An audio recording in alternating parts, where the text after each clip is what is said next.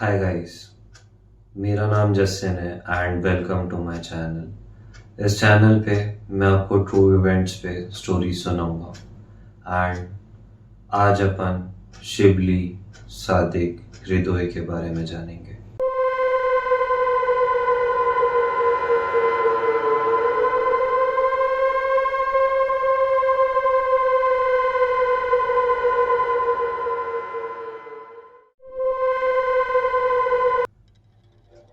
वो बांग्लादेश में बंदरबान सिटी से था। शिबली एक बहुत ही लोअर मिडिल क्लास फैमिली से था। उसके फादर एक ट्रक ड्राइवर थे एंड घर पे फाइनेंशियल प्रॉब्लम के कारण उसके फैमिली वाले बड़ी मुश्किल से सरवाइव करते थे।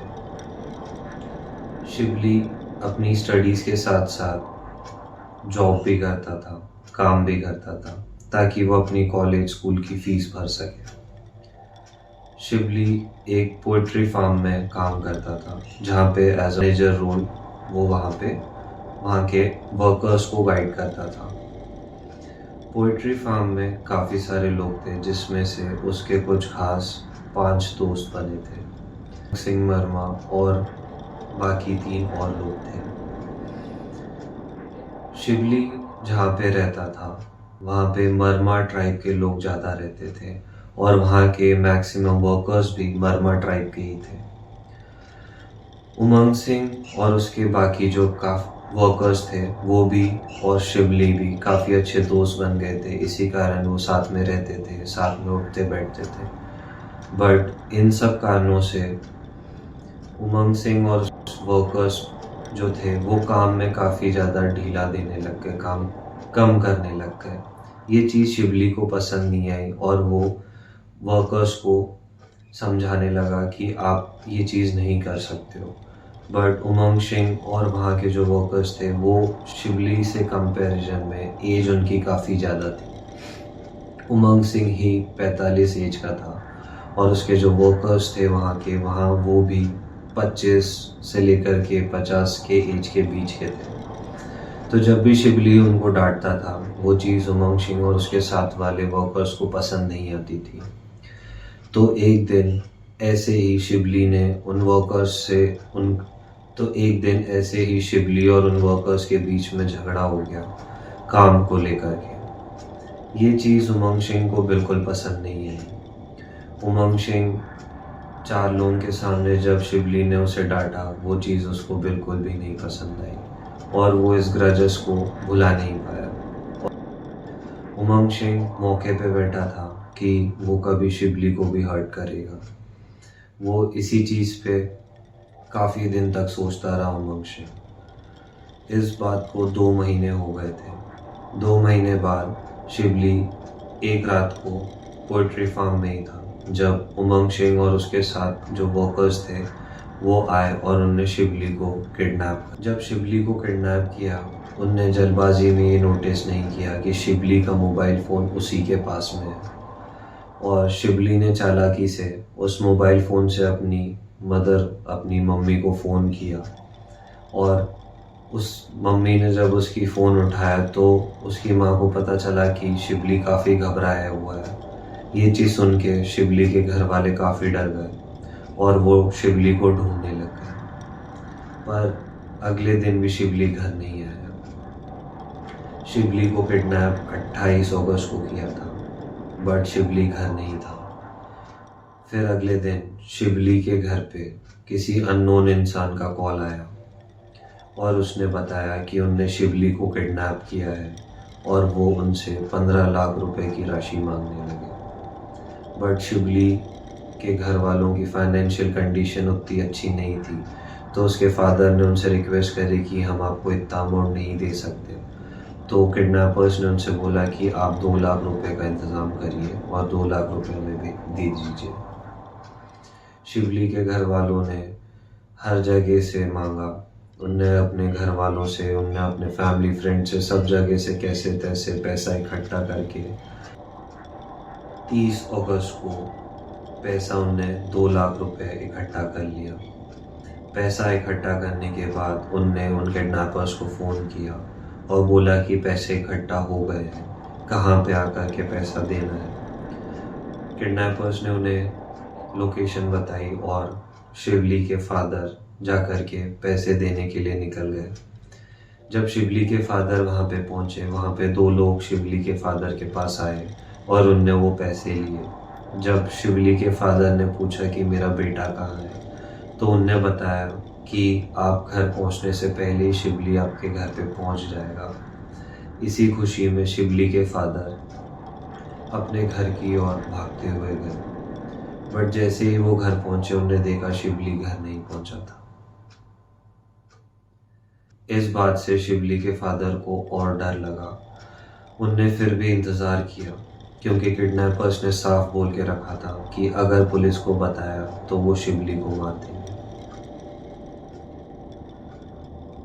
30 अगस्त को शिवली के फादर ने पैसा दिया था, बट फिर भी कई दिन बीतते गए पर शिवली का कोई अता पता नहीं चला। काफ़ी दिन बाद डर के मारे शिवली के घर वालों ने पुलिस में जाके कंप्लेंट कर। इस टाइम पीरियड को काफ़ी टाइम हो गया था, बट किडनैप होने के बाद और पैसा देने के बाद भी बच्चा वापस नहीं आया। इस बात को काफ़ी टाइम हो गया था। जैसे ही पुलिस कंप्लेंट हुई, पुलिस फोर्स ढूंढने पे लग गई शिवली को।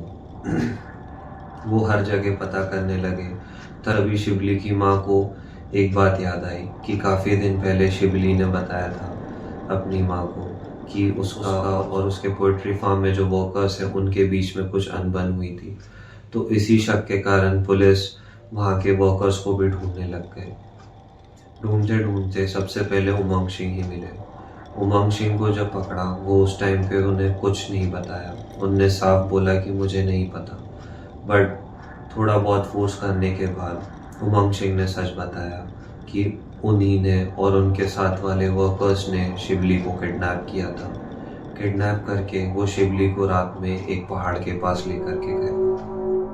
पहाड़ के पास ले जाने के बाद उसको एक कमरे में बंद कर दिया और उसके घर वालों को फ़ोन करके पैसा मांगे। पैसा मिल भी गया था, बट शिवली ने इन किडनैपर्स का फेस देख लिया था और उसको पता चल गया था कि ये वही वर्कर्स हैं। इसी डर से फिर उमंग सिंह ने बताया कि उनने शिवली को जान से मार दिया, क्योंकि वो नहीं चाहते थे कि शिवली वापस जाने के बाद सब कुछ बता दे। इसी डर से उनने उस बेचारे छोटे से बच्चे को जान से मार दिया।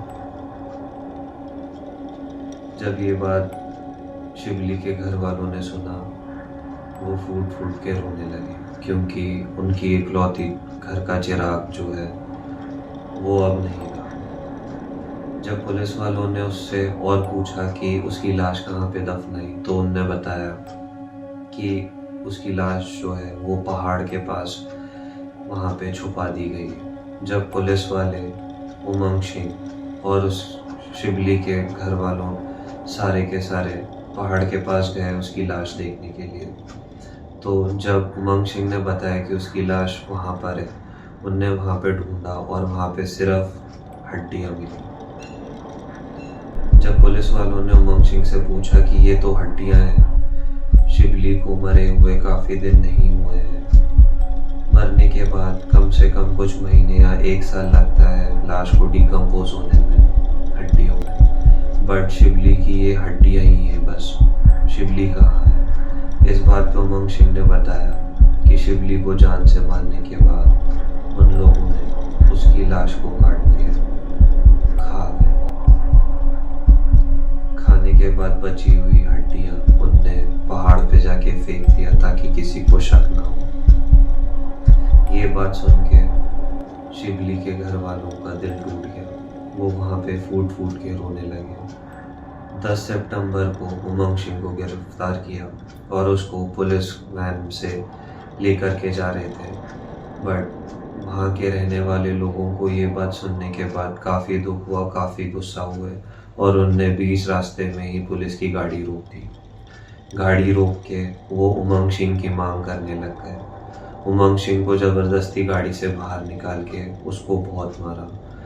उसको इतना मारा कि उसको जान से ही हाथ धोना पड़ा।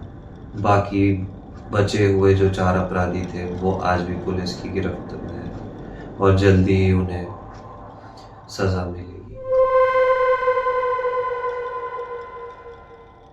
आई होप गाइस आपको ये स्टोरी सुनने के बाद काफ़ी कुछ रियलाइज़ हुआ होगा। आपको ये स्टोरी, ये जो ट्रू इवेंट थी, ये मैंने जो आपको शेयर किया, ये आपको अच्छा लगा। इन्हीं सब रीज़न से शिबली मारा गया। एक छोटी सी बात, एक छोटी सी विवाद के कारण शिबली को अपनी जान गंवानी पड़ी है। इन्हीं सब चीज़ों से आया होगा, इस आपको काफ़ी कुछ समझ आया होगा। Be safe. एंड अगर आपको ऐसे ही और इवेंट्स पे मैं आपको स्टोरी सुनाऊँ, अगर आपको ये स्टोरी पसंद आई तो please do subscribe, bell notification on कर लेना। एंड अगर आप आपकी स्टोरीज मुझे भेजना चाहें तो मैं डिस्क्रिप्शन पे आपको ईमेल आईडी शेयर कर दूंगा। Do share your story with me, do share any story with me. अगर वो अच्छी रहेगी, I will do share it on this channel. Thank you so much guys.